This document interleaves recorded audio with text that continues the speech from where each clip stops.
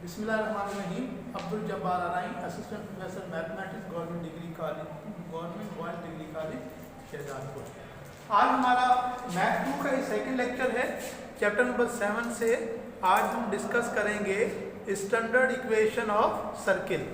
अच्छा, इससे पहले हम सर्किल की डेफिनेशन पर आ जाते हैं कि it is the locus, locus mean set, it is the locus of all the points which are equidistant from some fixed point, यानी कि ऐसे तमाम पॉइंट्स का सेट जो किसी दिए हुए पॉइंट से बराबर फासले पर हो। ये हमारे पास फिक्स पॉइंट है।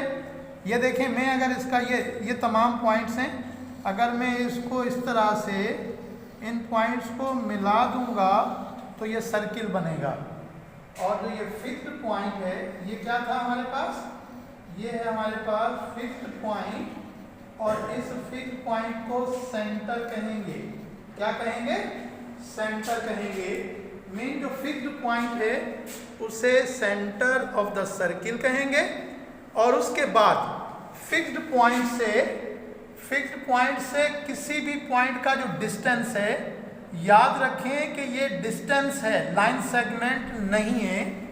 यानी कि सेंटर से लेकर किसी पॉइंट का फासला में डिस्टेंस क्या कहलाएगा? ये रेडियस कहलाएगा। और याद रखें कि C से लेकर P तक ये डिस्टेंस है, लाइन सेगमेंट नहीं है। तो इस डिस्टेंस को हम रेडियस कहते हैं। यहाँ मैंने लिख भी दिया है।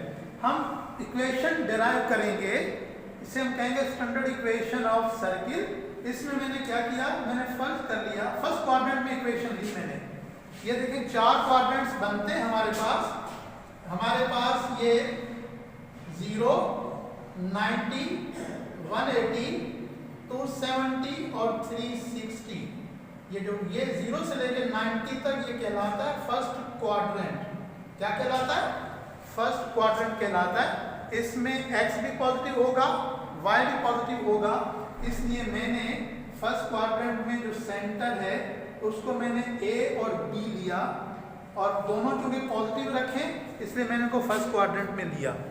अब मैं यूज करूंगा डेफिनेशन ऑफ सर्किल। सर्किल की डेफिनेशन यूज करेंगे। मैंने आपको बताया कि C से लेकर P तक डिस्टेंस, ये देखें CP डिस्टेंस इस तरह से लिखेंगे, ये बराबर होगा रेडियस के। अब हम क्या करेंगे, डिस्टेंस फार्मूला यूज करेंगे जो 2 पॉइंट्स के दरमियान होता है। पॉइंट वाली बात देखिए, जैसे ये P x1 और y1 है, और दूसरा पॉइंट Q x2 और y2 है। ये हम चैप्टर नंबर 2 में डिस्टेंस फार्मूला कर चुके हैं, 2 पॉइंट के दरमियान डिस्टेंस।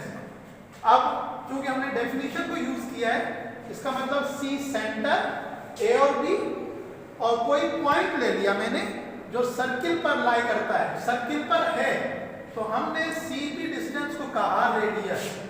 फिर मैंने ये डिस्टेंस फार्मूला लगाया, x2 माइनस x1 का whole square plus y2 minus y1 का होल स्क्वायर, ये हमने अंडर रूट रेडिकल में लिया, इज इक्वल टू r। अब आप देखें, जो पहला पॉइंट होता है वो x1 और y1 की वैल्यू होगी, जो दूसरा पॉइंट होगा वो x2 और y2 की वैल्यू होगी। इट मीन्स कि x2 is equal to x और x1 is equal to a। इसी तरह से जो y2 है वो y के बराबर है, और जो y1 है वो b के बराबर है। मैंने क्या किया, x2 की जगह उसकी वैल्यू रखी x, माइनस x1 की जगह उसकी वैल्यू रखी a, y2 की जगह उसकी वैल्यू रखी y, और y1 की जगह पे रखी b is equal to r। फिर मैंने क्या किया, अगर हमने स्क्वायर रूट को खत्म करना होता है, हम दोनों तरफ का स्क्वायर लेते हैं, मीन उसकी पावर 2 ले लेते हैं, स्क्वायर लेते हैं, उससे ये रेडिकल खत्म हो गया। बाकी आपका फार्मूला बचा x माइनस a का whole square plus y minus b का whole square is equal to r square. अच्छा बच्चों, ये इस इक्वेशन को हम स्टैंडर्ड इक्वेशन ऑफ सर्किल कहते हैं, और ये ऐसे सर्किल की इक्वेशन है जिसका सेंटर A और B पर है। आप यहाँ देखें, मैंने इसका सेंटर कहाँ पे लिया था, A और B पर लिया था।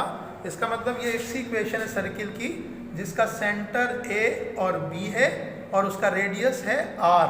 रेडियस क्या है r, इसे हम कहते हैं स्टैंडर्ड इक्वेशन ऑफ सर्किल। और अगर मैं इसका सेंटर, यही सेंटर इसका ओरिजिन पे शिफ्ट कर दूं, ओरिजिन का मतलब है कि वहां पर a की वैल्यू भी 0 होगी, b की वैल्यू भी 0 होगी, क्योंकि ओरिजिन पर x भी 0 होता है और y भी 0 होता है। तो मैंने a की वैल्यू भी 0 ले ली, b की वैल्यू भी 0 ले ली।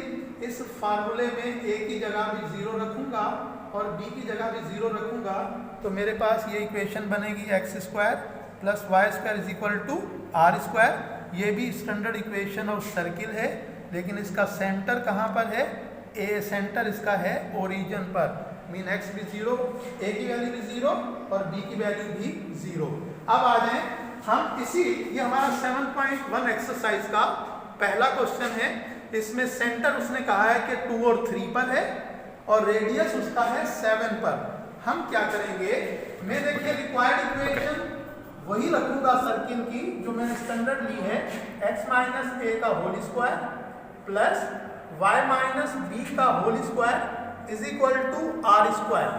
अब हमें पहले मेरे पास जो सेंटर था वो a, b, अब मेरे पास जो सेंटर है वो 2, 3। इसका मतलब ये हुआ कि a की वैल्यू है 2, a की वैल्यू क्या है 2 और b की वैल्यू है 3 और r हमें दिया हुआ है 7।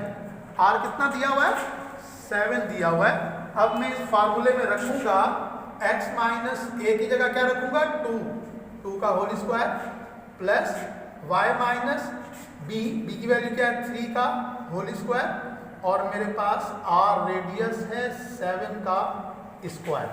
अब मैं इसे a माइनस बी के होल स्क्वायर वाले फॉर्मूले से खोलूंगा, mean a square minus 2ab और प्लस b स्क्वायर। अब यहाँ पर बच्चों a की वैल्यू है x और b की वैल्यू है -2, b की वैल्यू है 2। ये मैं फार्मूला अप्लाई करके खोलूंगा तो ये इक्वेशन बनेगी x square minus 4x plus 4। इसको मैंने खोल लिया। अब इसको एक एक्सपेंड करेंगे या खोलेंगे तो वो बनेगा plus Y square minus 6y और 3 का स्क्वायर करेंगे 9 इज इक्वल टू 7 का स्क्वायर करेंगे तो ये होता है बच्चों 49। कितना होता है 49। अब हम इसको अरेंज करेंगे, अरेंज इस तरह से करेंगे कि पहले देखें x स्क्वायर रखें, फिर y स्क्वायर रखें, माइनस 4x माइनस 6y, 4 और 9 को ऐड करते हैं तो 13 और इसको अगर मैं इस तरफ लेकर आऊंगा इक्वल साइन के तो माइनस 49 इज इक्वल टू 0। इन दोनों को सब्ट्रैक्ट करेंगे, x square plus Y square minus 4x minus 6y, इन दोनों को सब्ट्रैक्ट करेंगे तो माइनस 36 इज इक्वल टू, ये इस इक्वेशन की सर्किल होगी जिसका सेंटर कहाँ पर है, सेंटर इसका है 2 और 3 पर और उसका रेडियस क्या है, रेडियस 7। Thank you.